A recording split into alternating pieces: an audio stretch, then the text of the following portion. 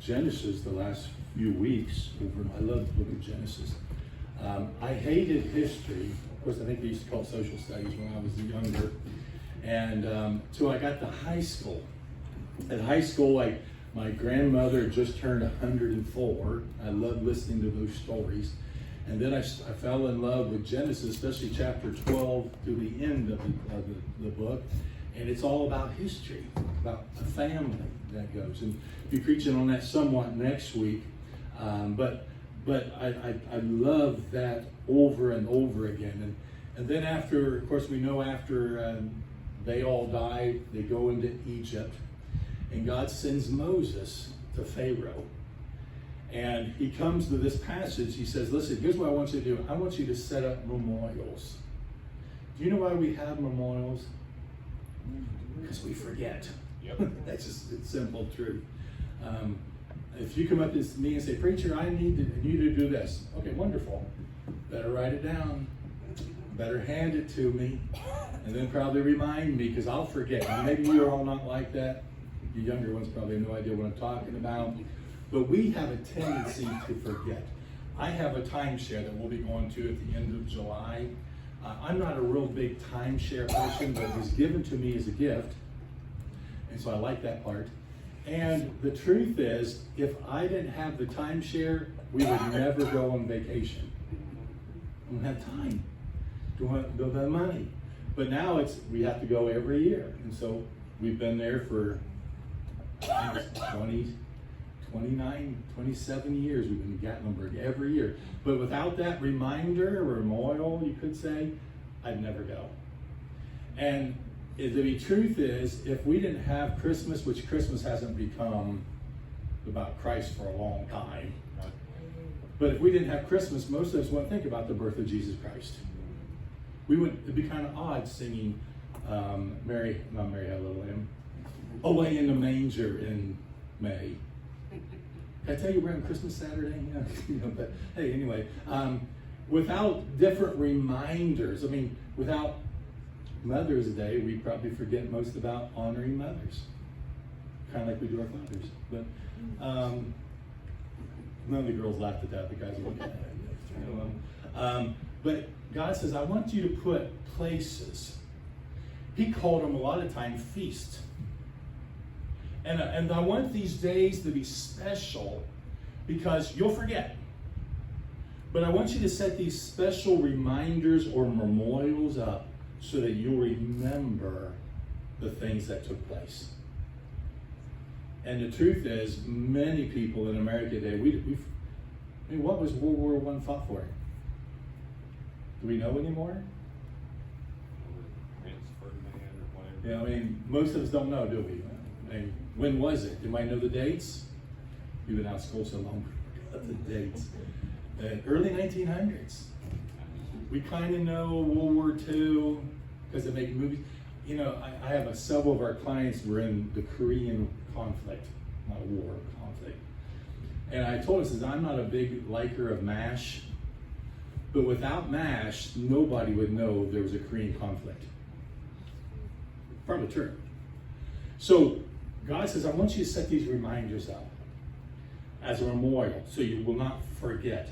I want to give you, I think it's 3 points this morning. Number one, I'm worried that in the day and age we live in, that we have forgotten the great sacrifices that those have done that have gone on before. Let me just read you this. Listen to these numbers. 25,000 Americans died in active combat during the Revolutionary War. 8,000 by actual battle, 17,000 by disease. That's amazing, isn't it? 116,516 died in World War I. That's a lot of people. 416,480 died in World War II. A lot of people. 33,686 passed in the Korean conflict. 58,220 died in Vietnam, and somewhere around 4,486 died in the Gulf Wars. And you know, we need to remember what they did to give us what we have now. That's all slipping away, and we'll probably talk about that here in a little bit. But without them, we wouldn't have what we have today. That's the truth. Now, these are just Americans, not even talking about the enemies. I mean, thousands and hundreds of thousands. The ultimate sacrifices, not counting those that are wounded, maimed, and still suffering the effects of war today. Families too sacrificed and went through a lot. And we enjoy the freedoms we have because of them. But our liberties and freedoms are being taken away one by one. And most people are this way in America today. As long as it benefits me, I'll give up my freedom. Not caring what people did in the past and what those are going to have to go through in the future. Yep. Selfishness is what takes a nation down. Amen. I believe in great men as George Washington, Thomas Jefferson, Patrick Henry, Benjamin Franklin, James Madison, Abraham Lincoln. And I believe if they saw what America has become today, they'd probably start another revolution. Amen. Amen. I'm worried about that we've forgotten. It's become natural. I mean, today, Memorial Day's become more about picnics and grill outs on Monday than forgetting about or remembering those who've lost. Yep. Many of us, it's become more than, it used to be called Decoration Day, as most people know, and it starts about the soldiers, and we've kind of included our relatives here and there, and I don't think that's a bad thing at all. But you know, going to funerals and celebrating those things are a time in the past for most people. I mean, I remember every Memorial Day waking up and we'd go to Green Lawn Cemetery pretty much downtown Columbus, and we would see all the Civil War people, and they'd shoot them big old things, and we'd grab all the bullets, and then we'd go over to World War II and they'd shoot the cannons. And it's just a day of remembering, of walking around. Do you realize most people don't even go to cemeteries anymore? I'm not saying it's right or wrong, I'm just saying most people don't. But we need to have a time to remember. What can we do about it, preacher? I mean, these are the times. There's a few things I believe, this is my opinion, that we can do to help remember. Number one, we can make these days special. Think about what made holidays special growing up. Grandma, grandpas. I mean, come on. If Cindy came home finally, and yesterday we cooked bacon. I mean, we do that every Friday when she's here. And when I walked in, it was just like Grandma's house. It just smells remind you of Grandma's house. Grandmas and grandpas are typically what made holidays special for most of us. Do you know who the grandma and grandpas and moms and dads are now? That's us. They're mostly gone. We need to make sure it's special. Well, they don't care. There might be one or two. Make the day as special as you can. I like Christmas probably because my mom loved Christmas Eve. That was her favorite time of the year. So make it special. Number two, tell them about those who fought to preserve this great nation. And nothing else, put on a TV show. There's a lot of them out there now. You probably have to watch the old ones because the new ones got so much cursing in it you can't watch them, in my opinion. Make traditions with your grandchildren and your children. Teach them to honor and respect. And I like it when I walk around, you see a guy walk around that's got an old Marine hat or a Navy hat, and thank you for your service. Not many people do that anymore. Number two, on the same point, I'm worried that we're forgotten about God too.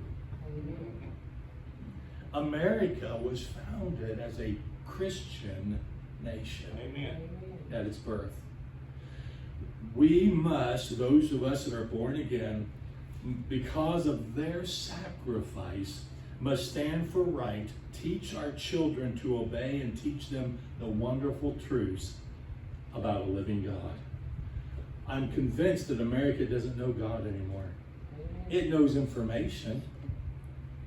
I've said it before. I've never met personally Abraham Lincoln. Yeah, neither. Okay. I believe he lived. I know a lot of facts about him. I've been to where that he was shot. I've been to where he was born. I know a lot of information, but that doesn't mean I know Abraham Lincoln. And I'm afraid a lot of people know facts about God, but they don't know God. Have we made him what we want him to be? I mean, is it just a ritual or a tradition that we do, or it's something that used to be in the past? When we read the Bible, that was God, and he's no longer able to do those things. Can I tell you, I believe with all my heart today, if God ever did it, he still can do it today. Amen. I am praying for this week some things that would have to be a miracle for them to happen. I believe it. And I'm writing verses down, I'm quoting verses of all the different things. Why? I want God to show himself to me, but I'm going to show myself to him as well. It's not just the used to be God. He's a today God. That's right. It's not the old man in heaven. It's the God in heaven. And we feel, and sometimes we believe this, that he can't do anything. Do you realize his son looked at a mountain and said, if you have faith of a grain of a mustard seed, you could say that mountain be removed and it'd be removed. Well, come on, that's not true. Really? Maybe it shows you how big our faith is. Right? Mm-hmm. Our children don't know him because we don't know him. I mean, my children know Ben Akers. You know why? I know Ben Akers. And because I know him, they know him. There's some people that, I mean, my children, I doubt, they're all going to be here next week. You all need to come back. All my girls are going to be here. 4 son-in-laws. One of them can't make it. I think 18? 18. I need to reserve a section. 18 of them will be here next week. Most of them probably don't know Brian. I know him. Maybe I don't talk about him enough. You don't know. But they would probably say this, Brian Reed. Right? It's Reed? This sound right. Brian Reed. No, he was, well, I'm married to Jana. Oh! We know you then. We've heard him talk about you. Listen, do our kids know that we talk about God? I mean, I want to be like Elijah that prayed heaven, fire down from heaven. Well, that can't happen. I don't know about your God. My God can. He could, and he still can. Maybe it's just we don't try him enough. Listen, if you go up to Jeremy and say, Jeremy, you can't do this, he'll die trying to do that. It's a guy thing, more than a girl thing anyway. If you come up to me and say, preacher, you still can't run, you're probably right, but I'm gonna. If it kills me, I'm gonna. Probably shouldn't. I don't know, I'm thinking about starting very slow. My uncle, I told you before, was 70, 72 and ran a 26-mile marathon in California. And he started off by running around his house. Now, he had a big house, but that's how he started. And I'm thinking, you know, I really do like running. Then I turn the channel. What were we talking about? Oh, if you say you can't do this, yeah. You don't tell guys that because they'll kill themselves trying to do it. And were we made in the image of God? Yep. Didn't we read just a few minutes ago, and prove me and see if I will not open the windows of heaven that you won't be able to receive it, it'll be so much? Oh God, that's a good verse, and yet it's so poetic and it's so nice. It's true. I want to prove God. I prove him. Girls, when I go to Walmart, I pray for a good parking spot. Very, very rare do I ever have to park 4th or 5th parking spot. Usually get the 1st or 2nd one. Listen, prove God. If you can prove him in the little things, the big things will be, I've seen it 1,000 times. I believe Brother Barry is cancerless because people prayed for him. That's right. Amen. Well, no, it's probably they read it wrong. Are you kidding me? He had cancer. The bone was about gone, and they were afraid his hair would fall out. That's a lot of hair. And we prayed. And people pray all over the place. And the last time the doctor said, no cancer. That's probably a coincidence. Well, if you want to say that, that's fine. I believe in God. Amen. You know what's even more important to me? That my children believe in God. Mhm. You know, I say amen on this one. We're losing our children right and left. Yep. They don't want what we have. That is a shame. I mean, come on, most of us, if we die, this happens all the time, by the way. We die, our kids, they just get rid of everything and throw everything out that they don't want, which is pretty much everything, because they don't want what we have. But if there's one thing that I have that I want them to desire to have, that's the God who my father serves. Amen. And I want my grandkids to want that.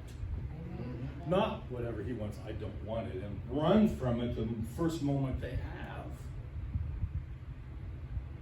We need to set memorials to remind us I serve a great, big, wonderful God who loves me, who provides for me, who takes care of me, and blesses me day after day after day. Amen. The truth is, most time when people ask you how you are, come on, we all know people you don't ask how they are because they might tell you. My goodness. Oh, I have a relative. She'll be here at Christmas, so I'm not going to tell you. And we do Marco Polo. And every week it's like, whoa, they're going through this, and the doctor said it's raining. I'm thinking, I'm going to quit listening on Sunday morning because it depresses me before I go preach. You all have a relative like that? It just discourages you like crazy? I don't want to be that type. I want to be the type that encourages people that hey, God still can. He still does. And he can and he will. I want to set up memorials for people to know. I mean, this is my daddy's Bible. This was my daddy's Bible. It's a memorial for me. I preach out of it every Sunday. I don't carry it around too much because it's starting to fall apart. But it's a memorial for me. This is my daddy's Bible. I have my mama's Bible. It's even in worse shape up in my office. And when I have things set around to say, I remember my daddy, how he served God and how he served him with vigor and how he loved God and how he got excited every Sunday because he got to go to church. And even when he got sick, he was a testimony to other folks. I want those memorials set up in my life, but even more, I want to set those memorials for my children and my grandchildren. Amen. I don't want them to forget God because it's easily done. And most of us can probably raise their hand and say, yes, it's happened in our family. All that God has done, he deserves to be remembered. For God so loved the world that he gave his only begotten Son, that whosoever believeth in him should not perish, but have everlasting life. John 10:10 says, I am come that ye might have life, and that ye might have it more abundantly. I don't know about you. The life I live is a pretty good life. Now, is it all peaches and cream? I don't like peaches anyway, so it doesn't matter to me. It's not. Is it hard? Yes. Now, I know some people don't believe it. I believe with all my heart. It's not easy to serve God. But it sure ain't easy to serve the devil. There's no rewards in it whatsoever. And they may look like they're having fun. Listen, this world is not my home.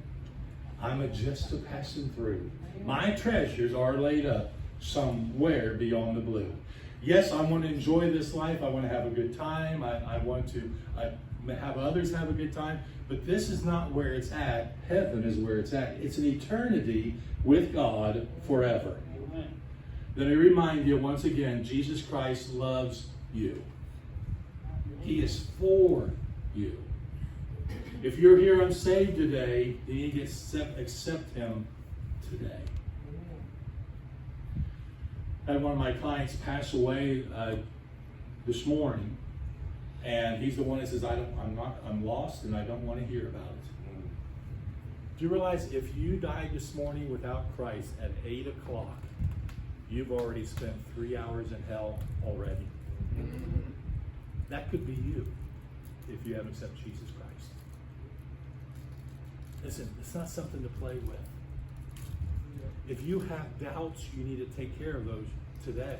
You're not promised tomorrow. Is that thunder? Is that what I'm hearing? I hear boom, boom. I've been hearing it all day, though, so it might be just Indians playing in my head. Anybody else hear that, or is it just me? It sounds like it. I hear it. Yeah. I mean, it's a TikTok. I get on TikTok now and then, and you watch one thing and you get 20 million of the same things. And some reason I paused on a person getting hit by lightning, and I've seen 20 or 30 people get hit by lightning today. This week on my phone. I don't think I want to get hit by lightning. If I do, I don't want to survive it. Okay, whatever it is. But listen, there's thousands of ways you could die today. Was it Petty Bush? That name? Kyle Bush? Yeah. Died what, 41? 31? 41. Healthy. Athletic. We have no guarantees of tomorrow. Young people will die today. Old people will die today. And this life is over with. And what will you have for the next life? If you're not saved, get saved today. In John 14, 15, it says, if you love me, keep my commandments. Not the ones you want to, keep his commandments. How is our church attendance? How is our good works? How is our living by faith? How is our separation? How is our love one to another? How is our telling others about Jesus Christ? Have we forgotten about God and all that he's done? And number 3, because we're weak, God instructs us to set up memorials. Here's the definition of a memorial. That which preserves the memory of something, anything that serves to keep in memory a monument of a memorial of a deceased person or event. I don't know when I'm going back to Columbus. When we do, we typically make it to Green Lawn Cemetery. And my mom and dad's buried there. And you know what? It reminds me of my mom and dad. Now, I know it's not for everybody. My brother probably hasn't been back to the graveyard forever. He watches this. If I'm wrong, sorry, Tom. But most people, there's some people that do, some people that don't. Right? But when I go, it reminds me. Because then you go a couple roads over and a few thousand feet, and my grandma and grandpa are there. Their bodies are. And right beside them, there's a 3-plot grave markers there. One has my grandpa, Woodrow Irvin. One has my grandmother, Mary Catherine Irvin, and one is set aside for me. I have my grave plot. Cindy will probably want to be buried by me, so I don't know if I'll be buried or not. But my grandpa passed away about 2 months before I was born. Very weird thing that happened. And they thought sure that my mother would miscarriage me. And so my grandmother bought a plot there for me. But when I go there, because my grandpa was in World War II, it's a grave marker of that special thing, and it reminds me of them and who they were and what they did for me. I'll go to Tennessee, where my dad's side of the family was, and you'll see Thomas Gaylor, which was my great-great-great-grandpa, who was born in the early 1800s, and right beside him is his son and his son, my grandpa, actually my great-grandpa, my grandpa, and my dad's buried in Columbus. But it reminds me of those things in my life. I want to encourage you this morning to set up some reminders in your life. One of the things I'm praying for, the big thing this week, the first thing I did is got me a big piece of paper and I wrote it right on it and I stuck it there. Every time I walk through the house, I'm reminded to pray for this. Because if not, I'd forget. Leanna and Nicole was really good at writing things on the bathroom mirror.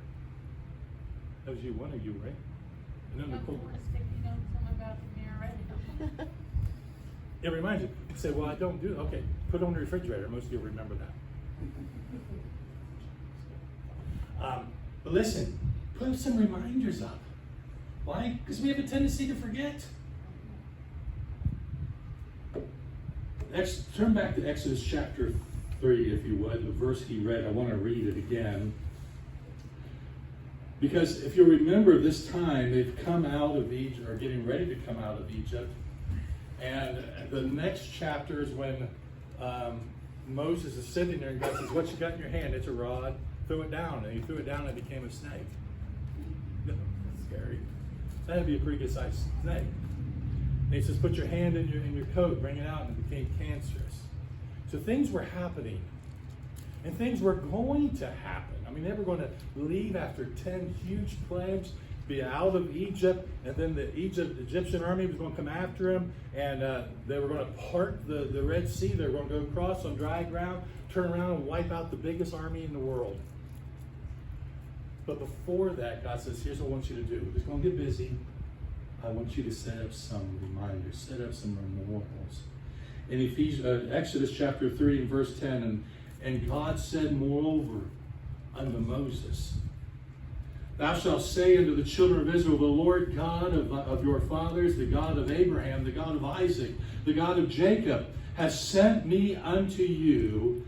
This is my name forever. And this is my memorial unto all generations. What is the next generation going to remember you for? That's a good question, isn't it? What is it when presidents get, especially when they get ready to leave, they set up, I can't remember the name.